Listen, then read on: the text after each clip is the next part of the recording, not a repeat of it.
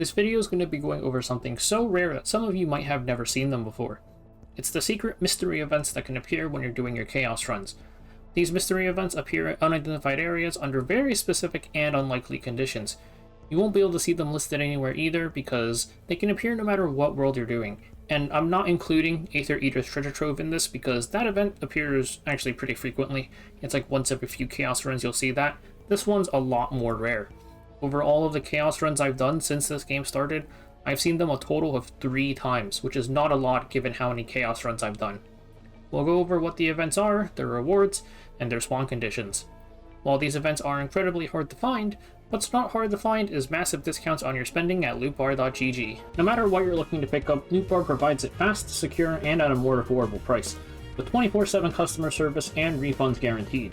If you haven't gotten your double crystals yet, buying it on Lootbar can save you up to $30 if it's your first purchase. Lootbar has been providing deals for games for years, giving them over 30,000 reviews on Trustpilot with an average rating of 4.9. New users can currently get 2 coupons for an additional 12% and 8% off their purchases, so make sure to click on the link below and sign up now. First, let's go over what the mystery events are and their rewards. There's 3 total mystery events, though one of them technically has 2 options, so I guess there's 4. I will say that these mystery events do tend to spawn at the very end of your chaos run, so we'll go over the rewards for them with that in mind as well. I also spent a few days trying to force spawn these on difficulty 3 chaos runs, but unsurprisingly we never saw a single one, so all I have to work with are screenshots from the Discord. The first one is Chaos Altar. This event gives you 3 options. You can either place your hand on the sphere to decrease your HP by 20% in exchange for increasing your max HP by 10%, and if you place your hand on the sphere, you can repeat the event over and over until you run out of HP. And then at any point, you can remove your hand to end the event. This is a very funny option. If it came anywhere but the very end of a run, it would be pretty interesting just to increase your max HP a ton in exchange for hopefully healing up as fast as possible afterwards. Since this comes at the very end of a run though, all you have is that final campfire and then you're going into the final boss with like 20% HP, which does not sound fantastic, but it could be funny. Or you could destroy the altar orb, which lets you select one of 3 random common to rare neutral cards, which is not fantastic. I mean, it's only common to rare, and you only get to pick one of 3, though it's maybe a decent option. I think generally the best one is going to be Offer Blood at the Altar for a selected combatant epiphany. It's kind of interesting that it's a combatant epiphany and not a card epiphany, which would probably be a lot more useful, but especially if you're doing Lab 0, maybe at the very end of your run you're still missing a combatant epiphany and you could get it from this, and hopefully the boss or the core of Discord gives you the card epiphany on the card that you got from this. If you're trying to like deck thin though, so you don't have more copy choices, this could be bad. Next up, the name's not shown here, but it's a Suspicious Peddler. There's 3 options here. You can either buy a health potion to decrease your credits by 40 in exchange for 6 stress decrease, which just does not sound good. You can also pay a premium to request VIP items, which costs 80 credits, and you can enter the VIP store, which we'll take a look at real quick. Here, there's 3 options here as well. You could decrease your credits by 40, so minus 120 total because you can't pay 80 to get in here, to convert a selected common card into a random rare / public card. So this is converting a basic card pretty much into a random rare neutral card. This would only really be useful in the situation that you can remove the card, I think, just because the random rare card is might not be good in the first place, and also it will increase your frail memory by 30 because you'll pick up a neutral card which costs 20 plus the conversion costs 10. On the other hand, when you remove it, it will not give you the 20 for removing a combatant card, so this could save you 10 frail memory if you have enough credits for the removal as well, with the 120 being the cost of the conversion. Very niche cases, especially given how rare this event is. You unfortunately can't really bank on seeing this event, but it is possible. And then there is this one, which is all combatant stress decreased by 9. Given that there is a potion here that decreases by 6, you're paying 80 credits to decrease an additional 3 stress. Not fantastic. And you can of course steal the credits on either spot. So you can either immediately steal 100, or you can pay him 80 credits to steal 100 back for plus 20 total. I don't know why you would do that, but I feel like if you find this event, you just take his credits. The one time I saw him, I took his credits. I forgot to mention, I saw Chaos Altar twice, and I've seen this event once. Or if you have the credits for it, you can save 10 frail memory by doing the conversion here. Lastly, we have the Dark Stars Abandoned Warehouse, which has 2 options, or 2 versions rather. So the first one, if you see these chests here, this one can give you a legendary neutral card. The second one gives you 40 credits. The third one, I don't know if this has been fixed yet, but initially had Korean text that said the box is firmly locked and will not open. And the fourth box heals your HP by 20%. So this is the first version of it. The second version is here. There's an injured guy on the ground. You can either hurry to help him to convert a selected common card into a random rare to legendary public card and gain 40 credits. This is really good. The conversion, you can remove it later and save 10 frail memory. Plus they give you 40 credits to help you out with that removal as well.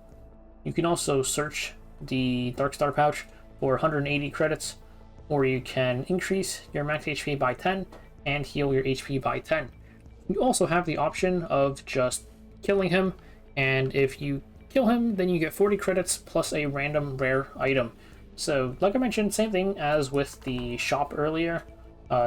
This conversion can be used to save frail memory, though it's definitely much better than the shop, given that you could hit a legendary card, which could actually be useful. But it doesn't cost you 120 credits for this. You get to actually gain 40 credits towards it, and you also get more credits from this. Given how much better this event is than, here you get 100 or minus 120 for a conversion. Here you get plus 40 plus a conversion, or you get 180 credits. I'm not sure if it's just because it's RNG or if this event's actually rarer, just because of how much better it is. But this is probably the best one of the 4 events. Now let's go over how to get the mystery events to spawn. It can happen in any chaos, like I mentioned, though in theory some of them should be easier than the other ones, with easy being a relative term because of how rare this event is. The way it spawns is when you go into an unidentified area, if you've exhausted all possible events that can spawn, then you will end up with a mystery event. So for example, the way unidentified areas give you the event is they'll check are you in interior or exterior, and then for certain events they'll also check are you in the first half or the second half. For the City of Mist, I know that Flower of the Dead Souls, Residue, Nihilum Research, with all of these counting as a single event. That's 3 so far. Sliver of Memory, Shepherd of the Void, Veil of the Void, and Nameless Rift. Those 7 events are interior events. I'm not sure if I'm forgetting one, though I've done a lot of City of the Mist runs and I've never seen anything but those 7 in the interior. In theory, if we have 8 unidentified areas and we either never run into Aether Eater's Treasure Trove, or we already hit Aether Eater's Treasure Trove in the exterior, then our 8th event should be a mystery event, is how I'm pretty sure how I think that works. This is why people don't really see this event that frequently, because you have to literally exhaust every single unidentified area. There's definitely some other factors here though, because like I mentioned, some of the events only spawn in the first or second half, and I don't know exactly which ones spawn where, but I've seen people get this event, or the mystery events, in Lab 0 as well. But Lab 0, so we know the Mize Gate spawns in the first half now, only. So in theory, you could avoid the Mize Gate until and then just past the midway point. But there's the Mize Gate, and then 1, 2, 3, 4, 5, 6, 7, 8. There's 8 interior events besides the Mize Gate. So maybe one more of these, like maybe Memory Archive, I'm not sure about this, has like a condition for only spawning in the first half, because otherwise I don't think it's possible to get 9 unidentified areas. 8 definitely is possible, it's just very unlikely. Like, if I just go into a chaos run real quick. So if we take a look at the map, there's 17 tiles plus the boss tile, so really 16. And let's see how many we can even hit here. So we can do 1, 2, 3, 4, 5, and then we have to skip this, so 6. We can only get 6 unidentified areas in this on the exterior. An interior exterior should have roughly the same spawn conditions. 7, I would say, is relatively common. Like, you'll see 7 unidentified areas lined up pretty frequently. What's really rare is 8. I've seen 8 a couple of times. So it definitely is possible, which I'll show in a little bit. But this map generation thing, like, I'm sure some of you have seen like triple question marks together, with one of them not being the dimensional tunnel. That's why I was running difficulty 3, so that the dimensional tunnel wouldn't appear anywhere. So you need to get like those massive chains of unidentified areas in a row for the mystery events to spawn, and that's why they're so rare. Taking a look at this map, we can see that if I take this top path here, it goes 1, 2, 3, 4, 5, 6, 7, 8 unidentified areas on a single path. This is on the exterior, not the interior, unfortunately, but this does at least show that it is possible to have 8 unidentified areas spawn in a single path, all in one area. So that's it about the mystery events. I am pretty curious how many times you guys have run into mystery events. Like I said, I've only seen them 3 times, which is not a lot. I feel like I've done a lot of chaos runs. Like, there's definitely people who have done more, but there's so little info on these mystery events.